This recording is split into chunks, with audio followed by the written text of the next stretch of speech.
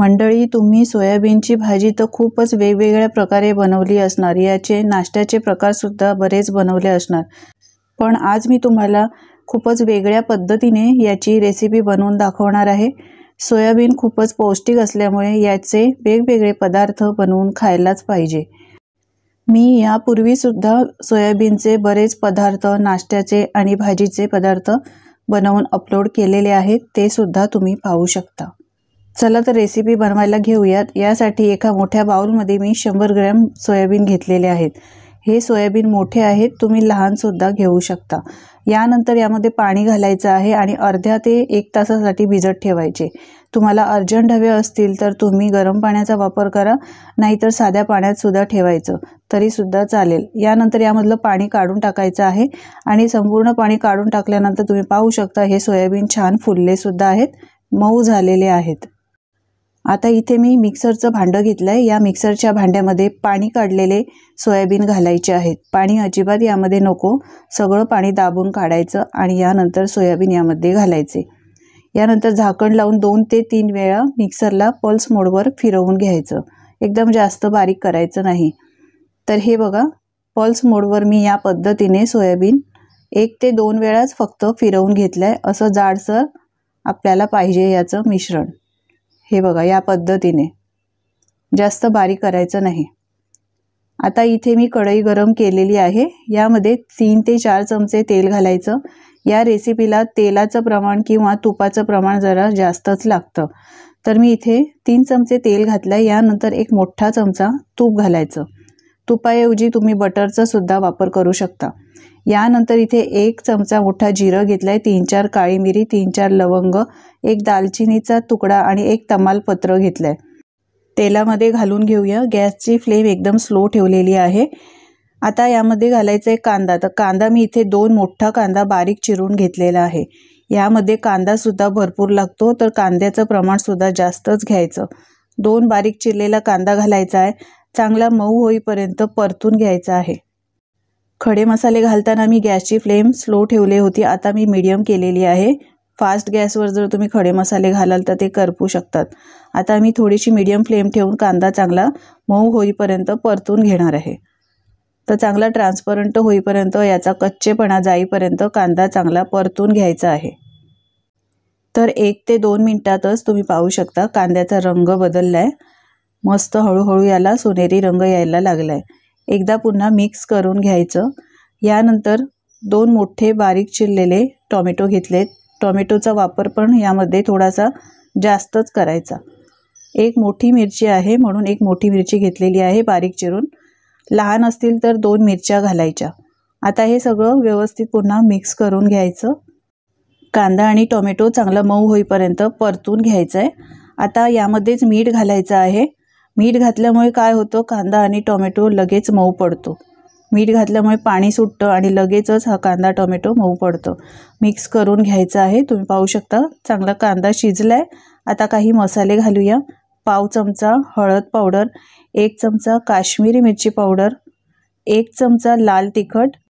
तिखटाचं प्रमाण तुम्ही तुमच्या आवडीप्रमाणे ठेवू शकता। 1 चमचा धणे आणि जिरे पावडर घातली आहे। आता हे मसाले यामध्येच मिक्स करून घ्यायचे आहेत आणि चांगले मसाले शिजेपर्यंत छान मिक्स करत राहायचं आहे। 2 ते 3 मिनिटे हे मसाले मी छान शिजवून घेतलेत। तुम्ही पाहू शकता कांदा चांगला मऊ झालाय, टोमॅटो सुद्धा छान मऊ झालाय आणि रंग सुद्धा याला सुरेख आलाय, तेल सुटलेलं आहे। आता इथे 1 वाटी हिरवे मटार घ्यायचे आहेत। बाजारात हिरवे मटार भरपूर आले आहेत। मटारचे वेगवेगळे पदार्थ नक्की बनवून पहा या सीझनमध्ये। आता हे मटार घातल्यानंतर पुन्हा एकदा मिक्स करून घ्यायचं आहे व्यवस्थित। यानंतर मिक्सरला वाटून ठेवलेलं सोयाबीन आहे ते घालायचं आहे। बाजारामध्ये अशा प्रकारचा सोयाबीनचा चुरा आरामात मिळतो, सहज उपलब्ध आहे, तर त्याचा वापर सुद्धा तुम्ही करू शकता। पण माझ्याकडे सोयाबीन होते त्यामुळे मी ते भिजत घातले आणि त्यानंतर मिक्सरला त्याचा चुरा करून घेतलेला आहे। आता या पद्धतीने सगळं व्यवस्थित मिक्स करून घ्यायचं आहे, म्हणजे मसाले याला चांगले लागले जातात, छान कोट होतात। सगळं व्यवस्थित मिक्स करून झालंय। यामध्ये 1 चमचा हिरवी मिरची, आलं लसूणची पेस्ट घालायची। सुरुवातीलाच घालायची पण मी विसरली होती, त्यामुळे आत्ता घातली आहे, काही हरकत नाही, पण तुम्ही मसाल्यामध्ये त्याचा वापर करा। यानंतर मिक्सरचं भांडं धुवून मी अर्धी वाटी इथे पाणी घातलंय। कसुरी मेथी घालायची, यामुळे फ्लेवर खूप छान येतो आणि पुन्हा मिक्स करून घ्यायचं।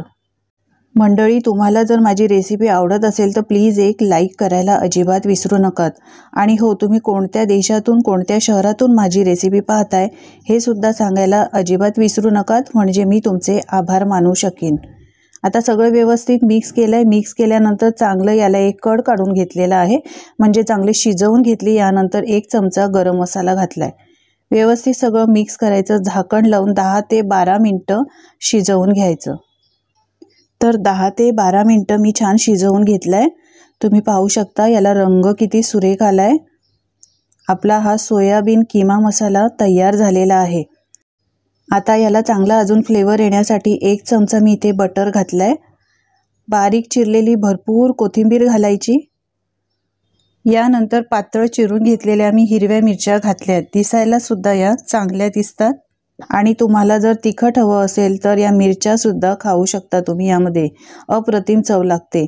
मस्त आपला चमचमीत सोया किमा मसाला तयार झालेला आहे। मंडळी, याआधी मी सोयाबीनच्या भाजीचे वेगवेगळे पदार्थ बनवून दाखवलेले आहेत। भाजी बनवलेली आहे, नाश्त्याचे प्रकार बनवलेले आहेत, तर ते सुद्धा तुम्ही पाहू शकता। तर चमचमीत आपला सोया किमा मसाला तयार झालेला आहे। हा सोया किमा मसाला तुम्ही पावाबरोबर किंवा ब्रेड बरोबर खाऊ शकता। तर मी सर्व केलेला आहे ब्रेड बरोबर। रोटी किंवा नान बरोबर सुद्धा खायला अप्रतिम लागतो। आपण नेहमी सोयाबीनची एकच प्रकारची भाजी बनवत असतो, तर अशा वेगळ्या पद्धतीने जर तुम्ही सोयाबीनची ही भाजी बनवली तर घरचे नक्कीच आवडीने चाटून पुसून खातील। हा सोयाबीन किमा मसाला बनवायला तर खूपच सोपा आहे, पण खायला याची चव खूपच अप्रतिम लागते। तुम्ही डब्यासाठी झटपट सकाळच्या वेळी बनवू शकता किंवा लंचला किंवा डिनरला सुद्धा ही झटपट आणि चमचमीत रेसिपी बनवू शकता। तुम्हाला काही वेगळं बनवायची इच्छा असेल तर या पद्धतीने तुम्ही सोया किमा मसाला एकदा नक्की बनवून बघा। जर तुम्ही या माझ्या पद्धतीने सोयाबीन किमा मसाला बनवला तर तुमचे अनुभव माझ्यासोबत शेअर करायला अजिबात विसरू नका। माझी खात्री आहे तुम्ही यापूर्वी कधी अशा पद्धतीने सोयाबीन किमा मसाला बनवला नसणार। आजची ही सोयाबीन किमा मसालाची रेसिपी तुम्हाला कशी वाटली हे सुद्धा कमेंट करून सांगायला विसरू नका। आवडली असेल तर प्लीज एक लाईक करा, जास्तीत जास्त शेअर करा आणि अशाच नवनवीन रेसिपी पाहण्यासाठी चॅनलला सबस्क्राईब करा। पुन्हा भेटूया अशाच छानशा रेसिपीसोबत। धन्यवाद।